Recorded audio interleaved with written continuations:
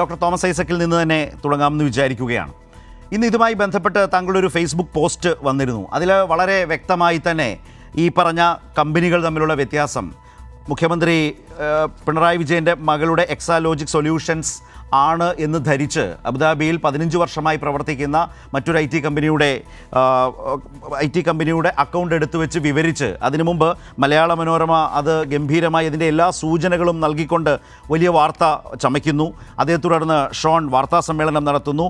അങ്ങനെ Exalogic consulting company എന്ന Abu Dhabi company Exalogic solutions ആണെന്ന് വരുത്തി തീർക്കും വിധം അതിനെ കോടികളുടെ നിക്ഷേപം സർക്കാരുമായി ബന്ധപ്പെടുത്തി അഴിമതിയുടെ ഒരു തലം സൃഷ്ടിച്ച് അതിലൂടെ അബുദാബിയിലെ അക്കൗണ്ടിലേക്ക് കോടികളെത്തി എന്ന നിലയിലേക്ക് വാർത്തയ്ക്ക് പിന്നാലെ വാർത്താ സമ്മേളനം, വാർത്തയോട് വാർത്ത, ഇതിനെയൊക്കെ തുറന്നു കാട്ടിക്കൊണ്ട് മാധ്യമങ്ങൾക്ക് സംഭവിച്ച വീഴ്ചയെ ചൂണ്ടിക്കാട്ടിക്കൊണ്ട് വളരെ വ്യക്തമായി നിസ്സാരമായി തിരിച്ചറിയാവുന്ന ഇത് തമ്മിലുള്ള വ്യത്യാസം തിരിച്ചറിയാൻ കഴിയുന്ന എല്ലാ സാഹചര്യവും ഇവിടെ മാധ്യമങ്ങൾക്കടക്കം മാധ്യമപ്രവർത്തകരടക്കം എല്ലാവർക്കും ഉണ്ടെന്നിരിക്കെ, രാഷ്ട്രീയ നേതാക്കൾക്കുണ്ടെന്നിരിക്കെ, പ്രതിപക്ഷ നേതാവിനുണ്ടെന്നിരിക്കെ, എവിടെയോ കേട്ട ഒരു വിവരത്തെ ഉയർത്തിപ്പിടിച്ച് ഒരു രാഷ്ട്രീയ വിവാദമാക്കാൻ കൊണ്ടുവന്നത് ഈ ചർച്ചയുടെ തുടക്കത്തിൽ ഞാൻ സൂചിപ്പിച്ചതുപോലെ ഇടതുവിരോധം തീർക്കുന്ന കള്ളക്കഥകളുടെ പട്ടികയിൽ തന്നെയാണോ അതും പെടുന്നത്? താങ്കളുടെ FB പോസ്റ്റ് വളരെ വിശദമായി ഇതുമായി ബന്ധപ്പെട്ട വിമർശനങ്ങൾ നിരവധി ചൂണ്ടിക്കാട്ടിയിട്ടുണ്ടല്ലോ. കഴിഞ്ഞൊരു വർഷക്കാലമായിട്ട് CMRL ഒരു വിവാദ വിഷയമാണ് കരിമണലും. CMRL കേരളത്തിലെ പല രാഷ്ട്രീയ പാർട്ടി നേതാക്കന്മാർക്കും പത്രപ്രവർത്തകർക്കുമൊക്കെ വലിയ തോതിൽ പണം നൽകിയിട്ടുണ്ട്. അതിൻ്റെ ലിസ്റ്റും പുറത്ത് വന്നിട്ടുണ്ട്. 100 കോടിയപ്പലൻ രൂപ. അതിനൊന്നും രേഖയില്ല, ചർച്ചയില്ല. എന്നാൽ അവർ ബാംഗ്ലൂരുള്ള എക്സലോജിക് എന്ന് പറയുന്ന കമ്പനിക്ക് ഒരു സർവീസ് കരാറുണ്ടാക്കി. ആ സർവീസ് കരാറിൻ്റെ ഭാഗമായിട്ട് 1.5 വർഷത്തിനിടയിൽ ഒരു 1.5 കോടി രൂപ അങ്ങോട്ടും നൽകിയിട്ടുണ്ട്. ഈ സർവീസ് ചാർജ് മാസം തോറും നൽകുന്നത് നിയമാനുസൃതം മേടിച്ചിട്ടുള്ള GST ഒക്കെ അടച്ചിട്ട്. ഇതാണ് ഏറ്റവും വലിയ വിവാദനം. ഇതിന് മാസപ്പടി എന്നും പേരിട്ട് ആഘോഷിച്ചു കൊണ്ടിരിക്കുകയായിരുന്നു. എന്നാൽ മാത്യു കുഴൽനാടൻ ഇതൊരു കേസുമായിട്ട് പോയി. ഒരു തെളിവുമില്ല. കോടതി അത് കൃത്യമായിട്ട് തള്ളിക്കളഞ്ഞു. അതോടുകൂടി വളരെ ഇച്ഛാഭംഗത്തിലായിരുന്നു നമ്മുടെ പ്രതിപക്ഷം. അടുത്ത ഇലക്ഷൻ വരെ നീട്ടിക്കൊണ്ടുപോകാൻ വെച്ചിരുന്ന അതിൻ്റെ കഥ തീർന്നു.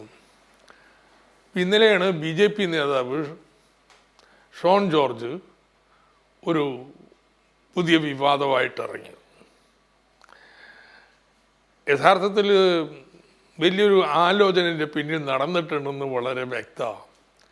കാരണം തലേന്ന് ഇത് 1-ാം പേജിൽ 1-ാം വരിയിൽ വലിയ തലക്കെട്ടായിട്ട് മലയാള മനോരമ ഒരു കട്ടൺ റൈസർ തന്നെ കൊടുത്തു. ദുബായിലെ കമ്പനിയിലേക്ക് പണം ഒഴുകി. അപ്പോൾ ഇതിൻ്റെ പത്രസമ്മേളനത്തിൽ ഇതിലെല്ലാം പറഞ്ഞു വെച്ചത് ബാംഗ്ലൂർ മാത്രമല്ല, ഇവർക്ക് സഹകമ്പനി ദുബായിലും രജിസ്റ്റർ ചെയ്തിട്ടുണ്ട്. ആ കമ്പനിയിലേക്ക് ഇവിടെ നിന്നും പണം അയച്ചിട്ടുണ്ട്. തീർന്നില്ല, ഇവിടെ മേടിക്കാൻ പറ്റാത്ത പല പണവും അവിടെ ചെന്നിരിക്കണേ. ആര്? SNC, ലാവ്ലിൻ അവിടെ പണം കൊടുത്തിട്ടുണ്ട്. ലാവ്ലിൻ പണ്ടേ വിവാദ വിഷയമാണല്ലോ. പിന്നെ പ്രൈസ് വാട്ടർ കൂപ്പേഴ്സ് എന്ന് പറഞ്ഞ് ഇവിടെ പ്രവർത്തിച്ചിരുന്ന ഒരു അന്തർദേശീയ കൺസൾട്ടിങ് സ്ഥാപനമുണ്ട്. അവർ പണം കൊടുത്തിട്ടുണ്ട്. പിന്നെ കിഫ്ബിയുടെ മസാല ബോണ്ട് മേടിച്ച കനേഡിയൻ കമ്പനിയും കൊടുത്തിട്ടുണ്ടോ എന്ന് അന്വേഷിച്ചുകൊണ്ടിരിക്കുക. അപ്പോൾ പൂർണ്ണമായി ഇങ്ങനെ ഒരു കമ്പനി ഉണ്ടാക്കി ആ കമ്പനിയിലേക്ക് അഴിമതി പണമെല്ലാം എത്തിച്ചുകൊണ്ടിരിക്കുന്നു എന്നാണ് വ്യംഗ്യമായിട്ട് പറഞ്ഞു വെച്ചത്. എന്ന് മാത്രമല്ല, പറയുന്നതിന് ഒരു കനം വേണ്ടേ, ഉറപ്പ് വേണ്ടേ? അതുകൊണ്ട് കോടതിയിൽ ഉപഹർജി നൽകിയിട്ടുണ്ട് എന്ന് പറഞ്ഞാണ് ഈ പ്രസ്താവനയൊക്കെ എല്ലാ പത്രത്തിലും ഒന്നുണ്ട്. ചിലതൊക്കെ വളരെ പ്രധാനപ്പെട്ട വാർത്തയായിട്ട്. പക്ഷെ ഒരൊറ്റ പത്രപ്രവർത്തകൻ പോലും ഒന്ന് ഗൂഗിൾ ചെയ്ത് ഈ ദുബായിലെ എക്സോളജിക്ക് എന്താണ് എന്ന് പരിശോധിച്ചിട്ടില്ല. പരിശോധിച്ചെങ്കിൽ അവർ കണ്ടാനേ അത് എക്സോളജിക് കൺസൾട്ടിങ് ആണ് കമ്പനിയാണ്. ഇത് എക്സോളജിക് സൊല്യൂഷനാണ് ബാംഗ്ലൂരുള്ളത്. രണ്ടും രണ്ട് കമ്പനിയാണ്. അതിൻ്റെ വെബ്സൈറ്റിൽ തന്നെ അതിൻ്റെ ഐഡിയിലും വ്യത്യാസമുണ്ട്. എക്സോളജിക് ഓർഗ് അല്ലെങ്കിൽ കോം ഇതാണ് ദുബായിലുള്ളത്. ഇവിടെ ഉള്ളത് .in ആണ്.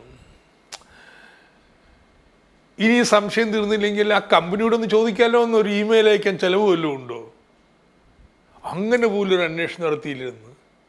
ആ ഇമെയിൽ അയച്ചിരുന്നെങ്കിൽ കൃത്യമായിട്ട് അവർ മറുപടി പറഞ്ഞാനെ. അവരുടെ മറുപടി അവരുടെ സൈറ്റിൽ ഇട്ടിട്ടുണ്ട്. ഈ പത്രവാർത്തയെല്ലാം കേട്ടിട്ട് ഒരുപക്ഷെ എനിക്ക് തോന്നുന്നു അതിൻ്റെ ഉടമസ്ഥരും മലയാളികളും കൂടി ആയിരിക്കണം. അതുകൊണ്ടായിരിക്കും അവരുടെ സൈറ്റിൽ വാർത്ത വന്നിട്ടുണ്ട്. അതിലൊരു പട്ടികയായിട്ട് ഞങ്ങൾക്ക് 5 സഹ കമ്പനികളേ ഉള്ളൂ. ഒന്ന് ലണ്ടൻ, ഒന്ന് ദുബായ്, ഒന്ന് ഷാർജ, മറ്റൊന്ന് ബാംഗ്ലൂർ. അതിനൊന്നിൻ്റെയും പേര് കൺസൾട്ടിങ് എന്നല്ല, എക്സോളജിക് സൊല്യൂഷൻസ് എന്നല്ല. അതിൻ്റെ ഒന്നിൻ്റെയും പേര് എക്സോളജിക് സൊല്യൂഷൻ എന്നല്ല. എന്ന് മാത്രമല്ല, ഞങ്ങൾ വലിയ ആയിരക്കണക്കിന് കോടിയുടെ ടേൺ ഓവറുള്ള കമ്പനിയാണ്. ഇങ്ങനത്തെ ഒരു സ്റ്റാർട്ടപ്പ് കമ്പനിയായിട്ട് ഞങ്ങളുടെ അനൂപ കമ്പനിയാക്കല്ലേ. ഞങ്ങൾക്ക് ഈ പറയുന്ന ഏർപ്പാടുകളുമായിട്ടൊന്നും യാതൊരു ബന്ധവുമില്ല. ഇതിൻ്റെ ഉടമസ്ഥന്മാർ, ഫൗണ്ടേഴ്സിനും ഉടമസ്ഥന്മാർക്കും അവർക്ക് ഇന്ത്യയിലെ വേറെ ഏതെങ്കിലും രാജ്യത്തെ ഒരു രാഷ്ട്രീയ പാർട്ടിയുമായിട്ടോ രാഷ്ട്രീയമായിട്ടോ ഒരു ബന്ധവുമില്ല എന്ന് അവർ കൃത്യമായിട്ട് വ്യക്തമാക്കിയിട്ടുണ്ട്. ഇത് ഏതൊരാൾക്കും ചോദിച്ചാൽ കിട്ടുന്ന വിവരം ഇതുപോലും ചോദിക്കാതെയാണ് സംസ്ഥാനത്തെ മുഖ്യമന്ത്രിക്കെതിരായിട്ട് സർക്കാരിനെതിരായിട്ട് അപകീർത്തികരമായിട്ടുള്ള ഈ വാർത്ത എല്ലായിടത്തും പറഞ്ഞു വെച്ചിട്ടുള്ളത്.